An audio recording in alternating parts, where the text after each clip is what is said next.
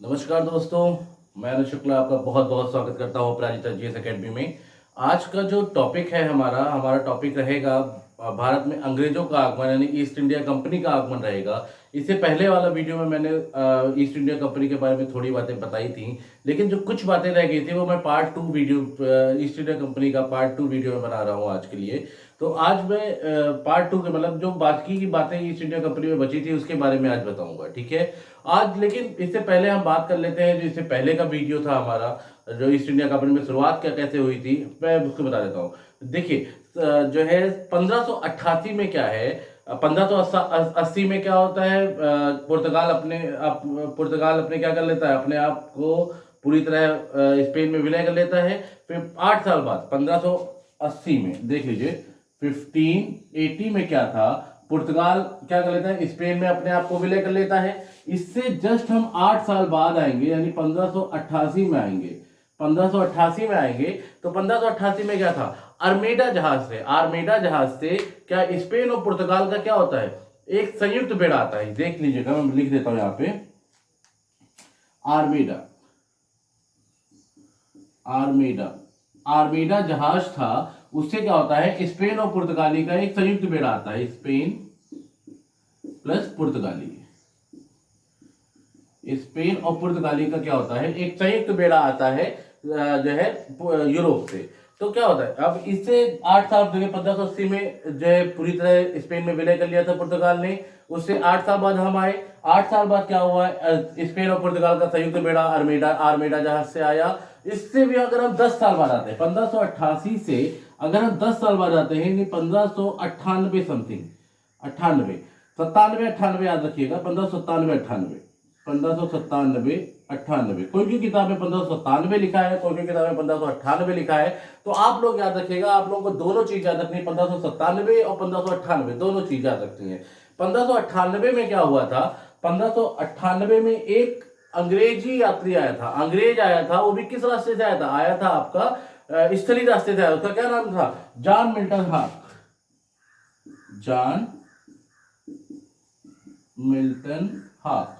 John Milton हाक जो है स्थलीय रास्ते से कहा गया था, स्थलीय रास्ते से भारत आ गया था। और भारत आते ही आते इसने क्या किया था, भारत आते ही आते इसने जो है इस जहाज में क्या कर दिया था, इस जहाज पे आक्रमण कर दिया था। इस जहाज पे आक्रमण करने के बाद इसने स्पेन और पुर्तगाल को बहुत बुरी तरह पराजित किया। उसके बाद 1 साल बाद ये कहां पहुंचा, 1599 में ये पहुंचा, कहां पहुंचा, इंग्लैंड पहुंचा। इंग्लैंड पहुंचा। इंग्लैंड पहुंचने के बाद इसने बताया, वहां की जो महारानी थी, महारानी एलिजाबेथ थी, उनसे बताया कि यहाँ पे मैं भारत गया था। भारत जाने के बाद वहां पे क्या हुआ था, भारत जाने के बाद जो है मैं वहां के स्पेन और पुर्तगाल के जो संयुक्त बेड़ा था उसको हरा के आया, वहां पे कोई दम नहीं है। और फिर इसके बाद जैसे ही इसने किया था, फिर 1599 में इसने बताया। और 1599 में ही क्या हुआ था, 217 व्यापारियों ने मिलकर क्या बना ली थी, 217 व्यापारियों ने मिलकर एक कंपनी बना ली थी। अब कंपनी बनाने का नाम, कंपनी तो बनाई। उसके बाद क्या रखा, उसके बाद जो महारानी एलिजाबेथ प्रथम थी उनके सामने यह प्रस्ताव रखा कि हम जो है हम लोग जो है कहाँ जाएंगे, हम लोग पूर्व के देश यानी भारत जाएंगे और वहां से क्या करेंगे, व्यापार करेंगे। और फिर इन्होंने कंपनी का नाम क्या रखा था, government and company of merchant London trading into the east India. Government and company of merchant London trading into the east India, ठीक है, ये नाम रखा था। और इन्होंने व्यापार जो 217 व्यापारी थे, इन्होंने क्या कहा था, इन्होंने कहा था महारानी आप क्या करिए, आप जो है इस कंपनी में एक हिस्सेदार के रूप में रहेंगी। इसलिए इन्होंने बताया था। देखिए अगर आप लोग को कोई भी इसमें जो मैं बता रहा हूँ, ये थोड़ा सा फ्लो में बता रहा हूँ, जल्दी जल्दी बता रहा हूँ, क्योंकि ये वीडियो में इससे पहले मैंने एक वीडियो बना रखा है, ठीक है। तो अगर आप लोगों को इस वीडियो में ये चीज ना समझ में आ रही तो आप लोग क्या करेंगे, आप हमारी प्लेलिस्ट में जाएंगे, चैनल की प्लेलिस्ट में जाएंगे। प्लेलिस्ट में जो है पिछले वीडियोस को जरूर देख लेंगे, क्योंकि पिछले वीडियो में मैंने पुर्तगाल पढ़ा रखा है, पुर्तगाल के बाद मैंने डच पढ़ा रखा है, डच के बाद मैं ये जो है अंग्रेज खत्म कर रहा हूँ, यानी ईस्ट इंडिया कंपनी को खत्म कर रहा हूँ, ठीक है। इसके बाद हमारा रहेगा डेन रहेगा, डेन के बाद फ्रांसीसी रहेगा। ये हमारा यूरोपीय कंपनियों का आगमन खत्म हो जाएगा। उसके बाद में सीधे कर्नाटक के युद्ध के बारे में बताऊंगा, फिर जो है प्लासी, फिर बक्सर, फिर इसी तरह आगे बढ़ते हुए मॉडर्न हिस्ट्री को मैं खत्म करूंगा, ठीक है। हाँ, मैं कहाँ बता रहा था, हाँ, महारानी को क्या किया था इसमें, महारानी को इन्होंने कहा था कि आप हिस्सेदार के रूप में रहेंगी। फिर 31 दिसंबर 1600 को, फिर 31 दिसंबर 1600 को महारानी ने क्या किया, महारानी ने एक एक बिल पास किया, महारानी ने एक बिल पास किया। उसमें कहा कि आप लोग जाइए अगले 15 वर्षों तक क्या करिए, आप लोग जाइए और अगले 15 वर्षों तक भारत से क्या करिए, पूर्वी देशों के साथ व्यापार करिए। फिर अगर कंपनी को सुचारू रूप से चलाना था तो कंपनी को सुचारू रूप से चलाने के लिए जो है बोर्ड ऑफ डायरेक्टर की नियुक्ति करनी होती थी। बोर्ड ऑफ डायरेक्टर में क्या था, एक जो है डायरेक्टर था, एक उप डायरेक्टर था और 24 सदस्य थे। बोर्ड ऑफ डायरेक्टर मैं लिख देता हूँ यहाँ पे, ये रेड पेन से आप लोगों को दिख रहा है कि नहीं दिख रहा, दिखना चाहिए, रेड पेन से दिख रहा है। तो एक क्या था, एक डायरेक्टर था, एक क्या था, एक वाइस डायरेक्टर था और 24 क्या थे, 24 मेंबर थे। ठीक है, 24 मेंबर थे, इतने लोग थे। अब बात आती है इन लोगों को चुना कहां से जाएगा, जो 217 व्यापारी थे उन्हीं लोगों में से इनको क्या किया जाएगा, इनको चुना जाएगा। फिर अब बात करते हैं कंपनी की कैसी कैसी नीति बनी। 1601 से 1603 तक की कंपनी की नीति क्या बनी, भारत, अब कंपनी ने सोचा डायरेक्ट हम भारत नहीं जाएंगे, भारत न जाकर इसमें क्या किया, इन्होंने इंडोनेशिया पहुंचे। इंडोनेशिया के मसाला द्वीप पर, इंडोनेशिया को मसाला द्वीप कहते थे, इंडोनेशिया मसाला द्वीप के नाम से भी जाना जाता है। ठीक है, इन्होंने अपनी स्थिति को इंडोनेशिया में बहुत ज्यादा मजबूत किया। उसके बाद ये कहा आ गए, उसके बाद ये भारत आ गए थे। ठीक है, सबसे पहले इन्होंने क्या किया था, 1604 में हुरमुज बंदरगाह पर जो है कब्जा किया था, जो भारत की खाड़ी में था। ठीक है, उसके बाद 1608 में इन्होंने सूरत को टारगेट किया और वहाँ पे अपनी कोठी बनाई। और कोठी बनाने के साथ उस समय का जो शासक था, राजा था, वो जहांगीर था। जहांगीर के दरबार में इन्होंने क्या किया था, कैप्टन हॉकिंस को भेजा था। जहांगीर के दरबार में इन्होंने कैप्टन हॉकिंस को भेजा था। और हॉकिंस तुर्की और फारसी का बहुत ही अच्छा ज्ञाता था। इसने जहांगीर के दरबार में गया और तुर्की फारसी में बात की। बात करने के बाद जहांगीर बहुत ज़्यादा खुश हुआ। इसको जो है उपाधि भी दी थी, इसको जो है इंग्लिश खां की उपाधि दी थी और 400 मनसब भी दिए थे। ठीक है, जहांगीर ने इसको आदेश देना चाहिए आप लोग जो है जाइए कोठी वोठी बनाइए। अब क्या हुआ, पुर्तगाली क्या हो गई, कोठी बनाने का आदेश मिलने से क्या हो गए, नाराज हो गए। और अंग्रेज क्या हो गए, खुश हो गए। जब पुर्तगाली नाराज हो गए तो पुर्तगालियों ने जब पुर्तगाली नाराज हो गए थे हाँ, पुर्तगाली जब नाराज हो गए थे तो पुर्तगालियों ने घुसपैठ करना शुरू किया कि वहां के जो जहांगीर के दरबार में थे उनसे क्या कहा कि ये गलत है, ये गलत है। तो जहांगीर को मजबूरन क्या करना पड़ा था, जहांगीर को मजबूरन जो है जो आदेश दिया था उसको क्या करना पड़ा था, आदेश दिया था उसको रद्द करना पड़ा था। ठीक है, इसके बाद क्या हुआ था, 1611 में यही कारण था कि 1611 में एक स्वाली का युद्ध हो गया। 1611 में स्वाली का युद्ध हुआ। किस किस के बीच हुआ, स्वाली का युद्ध हुआ था हमारे अंग्रेज और पुर्तगाल के बीच हुआ, जिसमें पुर्तगाल क्या हुआ, बहुत बुरी तरह क्या हो गए थे, पराजित हो गए थे। और 1611 में ही मसूलीपट्टनम में अंग्रेजों ने क्या कर ली थी, फैक्ट्री भी लगा ली थी। फिर उसका 1613 आता है। 1613 में सूरत में इन्होंने क्या किया, जो फैक्ट्री अधूरी रह गई थी, जहांगीर ने आदेश दिया तो फैक्ट्री बनाना शुरू किया। और फिर शुरू करने के बाद जब आदेश जो है रद्द कर दिया तो फैक्ट्री वहीं पर रुक गई। उसके बाद 1611 में इन्होंने क्या किया, पुर्तगालियों से युद्ध लड़ा। तो पुर्तगालियों से जब युद्ध लड़ा इन्होंने, तो जब युद्ध में जीत गए तो इन्होंने क्या किया, 1613 में एक दो साल बाद क्या किया, इन्होंने कोठी वहां पे स्थायी कोठी बना ली। और फिर 1615 आता है। 1615 में सर थॉमस रो आते हैं। थॉमस रो को फिर से कहाँ भेजा जाता है, थॉमस रो को फिर से जहांगीर के दरबार में भेजा जाता है।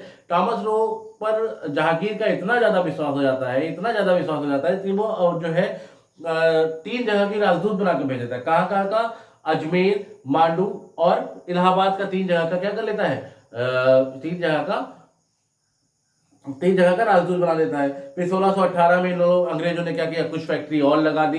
फिर 1619 में थॉमस रो को क्या कर लिया गया, थॉमस रो को वापस बुला लिया गया। फिर 1623 तक क्या हुआ, 1619 में देखिए 15 में आया था। आने के बाद कहाँ गया, जहांगीर के दरबार में गया। जहांगीर के दरबार में आने के बाद क्या हुआ, उसने जो है 3 जगह की दीवानी मिल गई, अजमेर, मांडू और इलाहाबाद की। उसके बाद 1618 में इसने काफी फैक्ट्री लगवा दी, कुछ फैक्ट्री और लगवा दी। 1619 में इसको इंग्लैंड क्या कर लिया गया, वापस बुला लिया गया था। ठीक है, उसके बाद क्या हुआ था, 1623 तक इन्होंने काफी जगह फैक्ट्री बना ली थी और अपना जो हेड ऑफिस बनाया था वो कहाँ बनाया था, सूरत में बनाया था। उसके बाद 1640 में इनकी नजर मद्रास में पड़ी। मद्रास में इन्होंने जो है एक कोठी बनाई, उसको क्या कर लिया, उसको दुर्गीकृत भी कर लिया। और जो मद्रास में नाम रखा था सेंट जॉर्ज फोर्ट नाम रखा गया था। मद्रास में जो कोठी बनाई थी उसका नाम रखा गया था सेंट जॉर्ज फोर्ट। यहां तक मैंने आप लोगों को पिछले वीडियो में पढ़ाया था। इसके आगे की बात हम इस वीडियो में करेंगे। ठीक है, अब हम धीरे धीरे बोलेंगे, धीरे धीरे आगे का आप लोगों को समझाते हुए चलेंगे, क्योंकि इससे पहले मैं एक वीडियो में आप लोगों को समझा चुका हूँ, एक क्लास इससे पहले ले चुका हूँ जो है समझाने के लिए। ठीक, अब क्या करते हैं, अब देखिए 1651 आता है, 1651 आता है, 1651, 1651 में 40 में कि मद्रास जो कर लिया था, 1651 आता है तो एक एक जो है ब्रिजमैन नाम का एक आदमी होता है, ब्रिजमैन, ब्रिज मतलब पुल, सीधे सीधे याद रखिएगा, ब्रिज मतलब पुल, ब्रिजमैन, ब्रिजमैन नाम का एक आदमी होता है। इसके नेतृत्व में कहा भेजा जाता है, इसके नेतृत्व में एक सेना हुगली हुगली भेज दी जाती है। मतलब क्या है, ब्रिजमैन के नेतृत्व में सेना कहां भेजी जाती है, हुगली भेजी जाती है,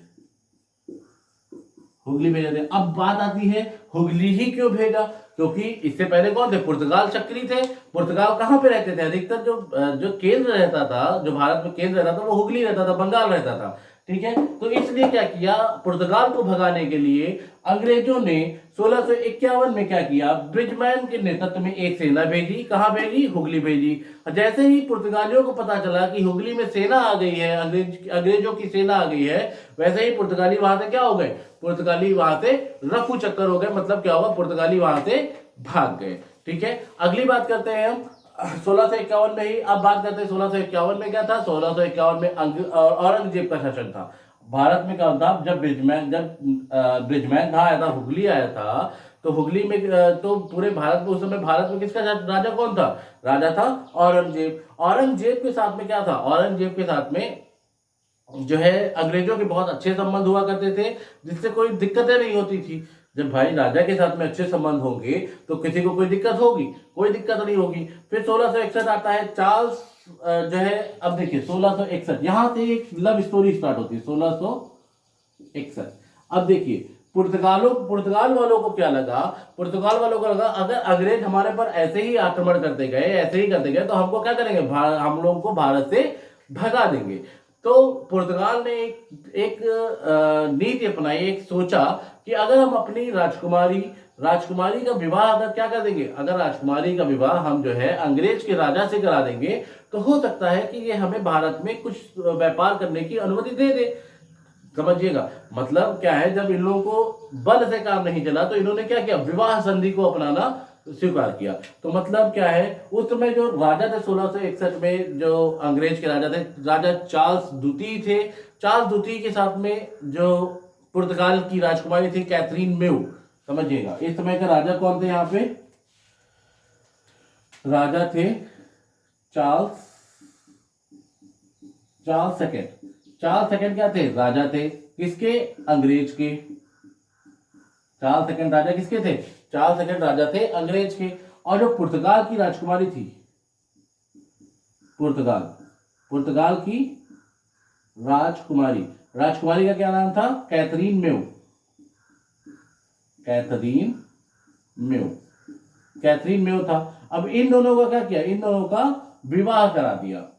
पुर्तगाल वालों ने क्या किया, अंग्रेज के राजा चार्ल्स द्वितीय से पुर्तगाल की राजकुमारी कैथरीन मेव से क्या कर दिया, विवाह करा दिया। और विवाह कराने के उपरांत यानी बाद में क्या किया, बाद में जो बंबई को अंग्रेजों को, चार्ल्स द्वितीय को क्या कर दिया, गिफ्ट कर दिया। विवाह हो गया, ये क्या हो गया, विवाह हुआ।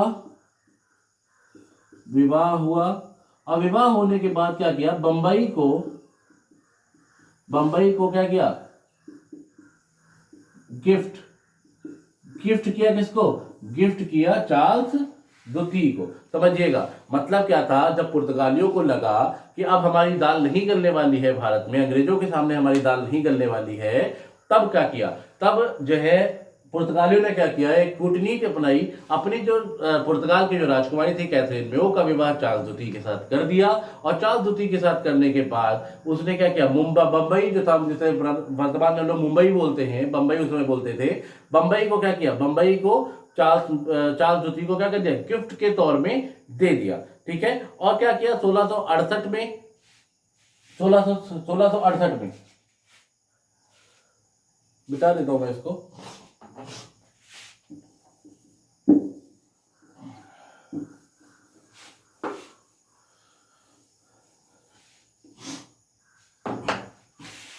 ये देखिए 1661 था, फिर 1668 में क्या हुआ, 1668 में जो चार्ल्स द्वितीय था, चार्ल्स द्वितीय को जो मुंबई गिफ्ट में दिया गया था, इसने सोचा यार इस मुंबई का हम करेंगे क्या, इस मुंबई का हम करेंगे क्या।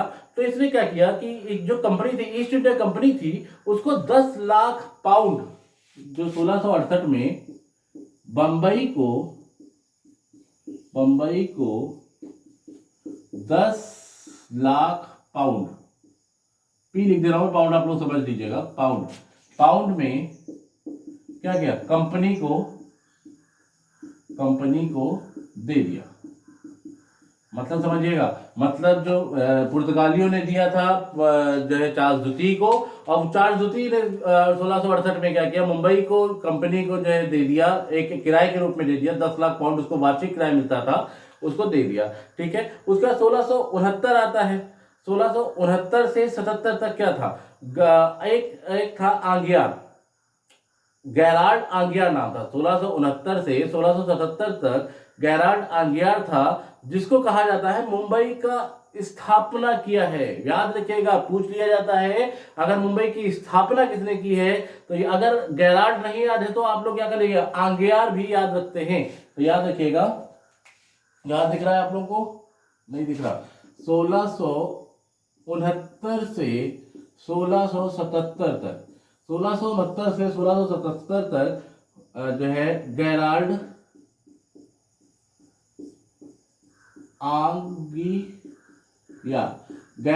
आंगियार को क्या कहा जाता है, गैराल्ड आंगियार को बंबई के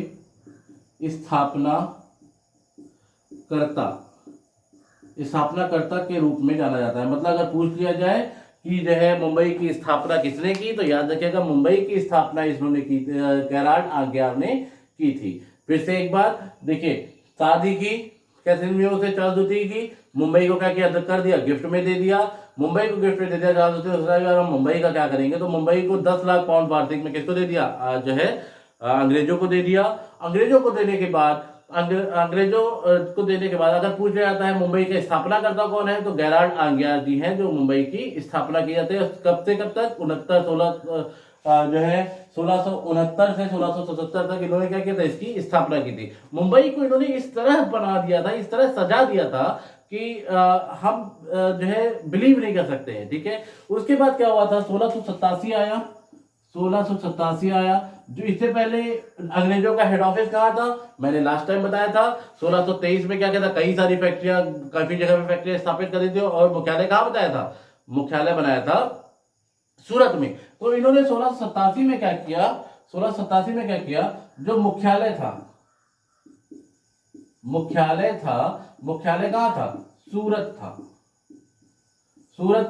सूरत से कहां परिवर्तित कर दिया, सूरत से कर दिया बंबई, मुख्यालय को परिवर्तित करके सूरत से बंबई ले आए। ठीक है, अब ठीक है, मुंबई ले आए। अब 1687 आ गया, अब बात करते हैं 1688 की। 1688 में क्या चला था, इंग्लैंड में क्या हो गई थी, इंग्लैंड में हो गई थी क्रांति, हो गई थी। अब क्रांति हो गई थी, जिससे जो वहां का राजा था उसका जो सत्ता पलट हो गया था, जो उस समय वर्तमान में राजा था उसका सत्ता क्या हो गया था, सत्ता पलट गई थी। और जो उसके बाद किसकी, व्हिग पार्टी की क्या हो गई थी, सरकार बन गई थी। व्हिग पार्टी की सरकार राजा विलियम द्वितीय और मेयो के संयुक्त में क्या हुई थी, राजा बनाया गया था। मतलब अगर पूछ लिया जाए 1688 में क्या हुआ, इंग्लैंड में क्रांति हुई थी। क्रांति के बाद व्हिग पार्टी की क्या हो गई थी, सरकार बन गई थी, और विलियम द्वितीय और मेयो को संयुक्त रूप से क्या बना दिया गया था, संयुक्त रूप से राजा बना दिया गया था। मैं इसको मिटा देता हूं, इतनी बात तो उम्मीद करते हैं आप लोगों को समझ में आई होगी।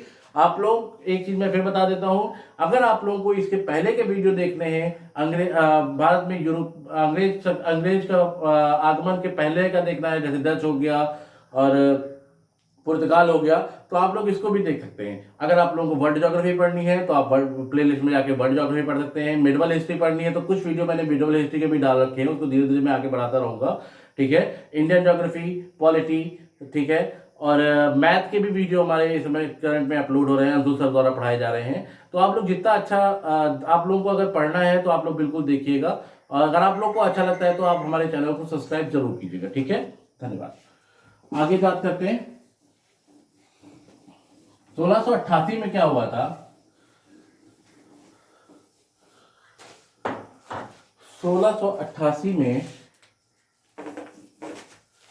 1688 में क्या हुआ था? इंग्लैंड में क्या हो गई थी?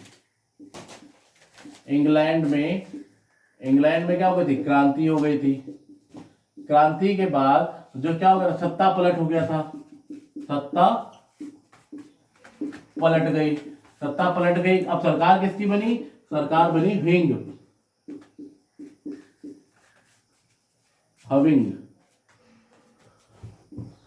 हविंग पार्टी की क्या हो गई? हविंग पार्टी की क्या हो गई? हविंग है या हिविंग है? देखिए एक बार देख लीजिएगा, हविंग या हिविंग दो में से कोई एक चीज है। हिविंग है, हिवंग है या हविंग है, ये दो चीजें हैं। दो चीजें याद रखिएगा, एक बार चेक कर लीजिएगा कॉपी में, अपने बुक में। हविंग पार्टी की क्या हो गई? पार्टी की क्या हो गई? सरकार बन गई। अब पार्टी की सरकार तो बन गई, लेकिन क्या हो गया? William second plus Mayo, William second और मेयो को क्या किया गया? संयुक्त रूप से राजा बनाया। मतलब संयुक्त रूप से क्या हो गया? इनको राजा बना दिया गया। ठीक है। इसके बाद क्या हुआ? क्रांति के बाद क्या हुआ? संसद की स्थापना कर दी गई। आप समझिएगा, 1688 के बाद जब क्रांति हो गई, क्रांति के बाद जब सरकार पलट गई, दूसरी सरकार बन गई। सरकार में कौन कौन आ गए? फिर विलियम द्वितीय और मेयो आ गई, जो पुर्तगाली। अरे यार, कैथरीन मेयो याद है ना आप लोगों को कि नहीं याद है? कैथरीन मेयो, जो जिनकी शादी हुई थी चार्ल्स द्वितीय से, क्यों हुई थी याद है? पुर्तगाली बहुत डर गए थे जिससे अपने राजकुमारी की शादी करा दी। हो सकता है मुझे थोड़ा बहुत व्यापार करने दे भाई अंग्रेज, इसीलिए तो कराई गई थी। ठीक है। ठीक। क्रांति हो गई थी। क्रांति के बाद क्या हुआ? संसद की स्थापना की गई और संसद को क्या कर दिया गया? सर्वोच्च शक्ति प्रदान कर दी गई। याद रखिएगा, क्रांति के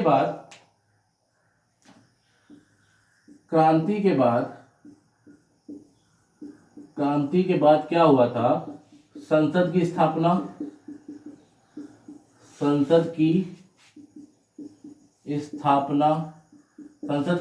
की गई और इस संसद को क्या हुआ? सर्वोच्च शक्ति प्रदान कर दी गई। सर्वोच्च शक्ति क्या हो गई? इसको सर्वोच्च शक्ति प्रदान कर दी गई कि भाई आप ही सुप्रीम हो। ठीक है, इस आप से बड़ा कोई नहीं है हमारे यहाँ पे। सर्वोच्च शक्ति किसको प्रदान की गई? सर्वोच्च शक्ति प्रदान की गई संसद को। इसके बाद क्या हुआ? दो नई कंपनी आई थी, लेकिन ज्यादा दिनों तक क्या हो गया था? जो है टिक नहीं पाई थी और जो है पहली कंपनी के साथ में एक विलय हो गया था। पहली कंपनी के जो मैंने बताया था, पहली कंपनी जो बताया था, merchant of into the east India, वही वाली, बहुत बड़ा नाम है। ठीक है। उस कंपनी के साथ में जब विलय कर लिया गया, जब विलय हो गई, दोनों कंपनियां पहली वाली कंपनी के साथ में विलय हो गई, तब क्या हुआ? तब इस कंपनी का नाम क्या पड़ गया? ईस्ट इंडिया कंपनी नाम पड़ गया। देखिए मैं बता देता हूं, दो कंपनी आई, इन दोनों कंपनी का विलय पुरानी कंपनी के साथ हो गया। तब इस पुरानी कंपनी का नाम क्या पड़ा? नाम पड़ा ईस्ट इंडिया कंपनी। समझिएगा, ईस्ट इंडिया कंपनी नाम कब पड़ा? जब क्रांति हो गई थी। क्रांति के बाद क्या हुआ था? क्रांति के बाद जो है दो नई कंपनी आई थी। क्रांति के बाद जो है राजा बन गए थे विलियम द्वितीय और मेयो। उसके बाद संसद की स्थापना हो गई, सर्वोच्च शक्ति संसद को दे दी गई थी। उसके बाद क्या हुआ था? उसके बाद जो है दो नई कंपनी आई और उसका विलय इस पुरानी कंपनी के साथ हो गया। तब इसको क्या हो गया? जो है ईस्ट इंडिया कंपनी नाम पड़ गया। ठीक है। अब क्या था? 1690 तक हम आ गए। 1690 में आने जो बंगाल का उस समय वर्तमान राजा था इब्राहिम खां। बंगाल का 1690 में जो था, बंगाल का राजा था इब्राहिम खां। इब्राहिम खां ने क्या किया? खुद अंग्रेजों को जो है उसको क्या निमंत्रण दिया? खुद अंग्रेजों को निमंत्रण दिया कि आप लोग आइए, सूतानाती और चारनाग में क्या करिए? आप लोग अपना दुर्ग अपनाइए और क्या करिए? फैक्ट्री स्थापित करिए। 1690 यहां दिखेगा, दिख जाएगा। 1690 में क्या था? बंगाल का राजा कौन था? इब्राहिम खां। इब्राहिम खां ने क्या किया? बंगाल का राजा जो इब्राहिम खां था, इब्राहिम खां ने क्या किया? इब्राहिम खां ने अंग्रेजों को जो है कहा कि आप आइए और हमारे यहाँ पे क्या करिए? हमारे यहाँ पे कोठी बनाइए और क्या करिए? दुर्ग बनाइए। लेकिन इसकी बात को उस समय अब अंग्रेजों ने स्वीकार नहीं किया। और जब ये 1690 में, पहले 1690 से पहले कहा था, लेकिन जब 1690 में आए तो इन्होंने क्या किया, सूतानाती में इन लोगों ने दुर्ग बनाया। सूतानाती में इन्होंने दुर्ग बनाया। और चारनाक में क्या कर दिया इन्होंने, चारनाक में क्या किया, कोठी स्थापित करवा दी थी। ठीक है, 1690 में के बाद हम यहां आते हैं। सूतानाती में क्या किया इन्होंने, दुर्ग बनवाया। और चारनाक में क्या किया इन्होंने, कोठी भी क्या कर ली, बनवा ली थी। उसके बाद क्या किया, जो राजा इब्राहिम खां था, इसने क्या किया, अपने क्षेत्रों का लगान वसूलने को दिया। जो राजा इब्राहिम खां था, इब्राहिम खां ने अंग्रेजों से कहा, भाई मैं अब लगान नहीं वसूल पा रहा हूं, आप क्या करिए, आप हमारे क्षेत्रों का क्या करिए, लगान वसूलिए। अब जब ये लगान वसूलने को कहा तो 96 में एक जो वहां का था शोभा सिंह, वहां के एक जो है नेतृत्व करता कह सकते हैं, या फिर कह सकते हैं एक इंसान थे, एक व्यक्ति था शोभा सिंह। 1696 क्या किया इन्होंने, 1690 में इन्होंने क्या किया था, 1690 में इन्होंने क्या किया था, लगान वसूलने, हाँ 1690 में इन्होंने क्या किया, लगान वसूलने को किसको दे दिया, लगान वसूलने को कहा। अंग्रेजों ने क्या कहा, आप लोग क्या करिए, लगान वसूलिए। फिर 1696 में एक शोभा सिंह था, शोभा सिंह ने क्या किया, इस चीज का क्या किया, बहुत ही ज्यादा विरोध किया, लगान वसूलने का बहुत ही ज्यादा विरोध किया। जिसके कारण क्या हुआ, अंग्रेज वहां पर काफी जो है वो नहीं कर सके, अंग्रेज वहां तक जो है राज्य नहीं कर सके पूरी तरह से। ठीक है, अब इसके बाद अगला शासक कौन आता है, इब्राहिम खां के बाद अगला शासक आता है अजीम उस खान। इब्राहिम खां के बाद अगला शासक आता है अजीम उस खान।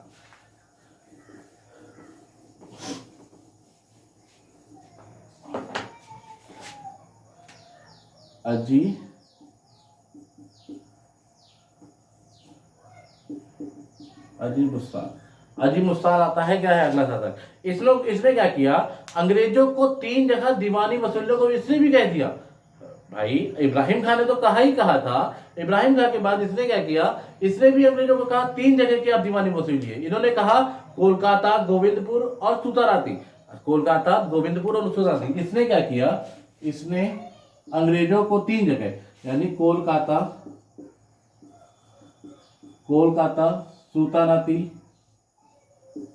सूतानाती और गोविंदपुर, इसने 3 जगह क्या कहा, आप लोग दीवानी वसूलिए। अब इसने क्या किया, अब जो सूतानाती में अंग्रेजों ने जो दुर्ग बनवाया था, उसका नाम क्या रखा, उसका नाम रखा फोर्ट विलियम नाम रखा। याद रखिएगा, जो सूतानाती में जो अंग्रेजों ने दुर्ग बनवाया था, उस दुर्ग का जो दुर्ग बनवाया उसका नाम फोर्ट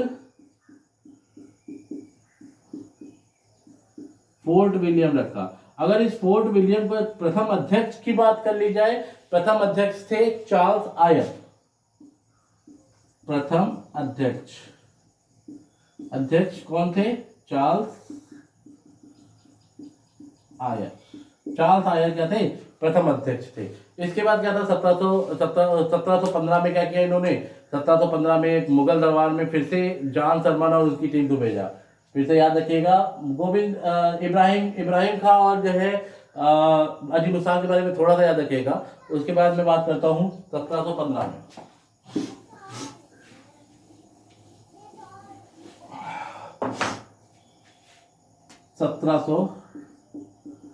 1715 में जो है मुगल दरबार में क्या किया, मुगल दरबार में इन्होंने किसको भेजा, जॉन सरमन प्लस टीम। जॉन सरमन और जो उनकी टीम थी उनको क्या भेजा, उनको फिर से कहाँ भेजा, उनको भेजा फिर से जो है मुगल दरबार में। अब मुगल दरबार में क्या था, उस समय मुगल बादशाह कौन था, फर्रुख शेर था।